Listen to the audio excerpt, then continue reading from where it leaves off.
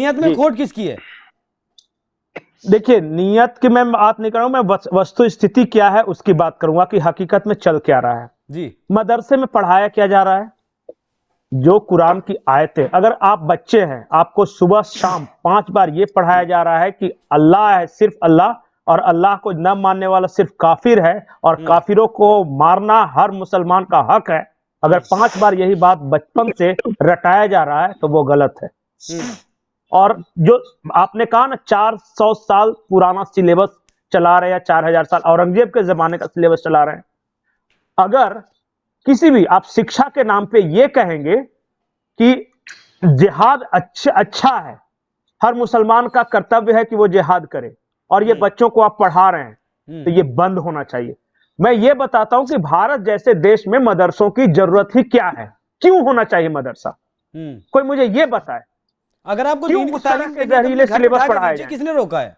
नहीं दीजिए, आप देखिए, आप शिक्षा दीजिए, संस्कार दीजिए, पूजा पाठ करना सिखाइए, आप नमाज पढ़ना सिखाइए, सब कीजिए, लेकिन आप ग्रुप में बैठा के ये कहेंगे कि जो इस्लाम को नहीं मानता सारे के सारे काफिर हैं, और एक दिन गजवाए हिंद होगा, और एक दिन ये जो हर मुसलमान का कर्तव्य है जिहाद करना, और मदरसों में अगर हथियार पकड़े जाएंगे, अगर कोई मुल्ला कटमुल्ला मौलवी गलत काम में पकड़ा जाएगा मदरसों के अंदर बच्चों के साथ, तो जब इतना सड़ांध आ चुका है तो उसमें आधुनिकीकरण क्यों ना हो, उसमें बदलाव क्यों ना हो?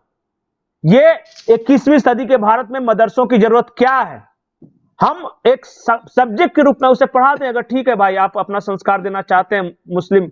मैं एक बेहद महत्वपूर्ण बात बोल रहा हूं जो कि हर यहां गेस्ट को समझना चाहिए। आर्टिकल 30 है संविधान का, वो आर्टिकल 30 इतना खतरनाक है। जब संविधान सभा में बहस हो रही थी तो सरदार वल्लभ भाई पटेल ने उसका विरोध किया था। दुर्भाग्य से वल्लभ भाई पटेल जो थे उनका निधन हो गया, नेहरू ने उसे जुड़वाया था। और पता है वो आर्टिकल 30 क्या है अभिषेक जी? आर्टिकल 30 कहता है कि इस देश में अल्पसंख्यकों को अपने धर्म के अनुसार शिक्षण संस्थान खोलने की इजाजत है। जैसे ईसाई है वो ईसाई मिशनरी स्कूल खोल सकते हैं, ईसाई के नाम पे खोल सकते हैं, बाइबल पढ़ा सकते हैं। इस्लाम जो है वो कुरान पढ़ा सकता है, इस्लाम के नाम पे खोल सकता है, लेकिन आप हिंदू होकर हिंदुइज्म पढ़ाने के लिए कोई शैक्षणिक संस्थान नहीं खोल सकते। ये आर्टिकल 30 पढ़िए, जहर के बीज वहां पे बोए गए थे। ये कह रहे हैं ना कि कांग्रेस ने क्या किया, नेहरू ने क्या किया। आर्टिकल 30 में अगर अल्पसंख्यक शैक्षणिक संस्थान खोल सकता है, नाम दे सकता है, और उसमें बाइबल पढ़ा सकता है, कुरान पढ़ा सकता है, लेकिन इस देश में आप वेद नहीं पढ़ा सकते, सब्जेक्ट के रूप में नहीं पढ़ा सकते, इस तरह का सिलेबस आप तैयार ही नहीं कर सकते।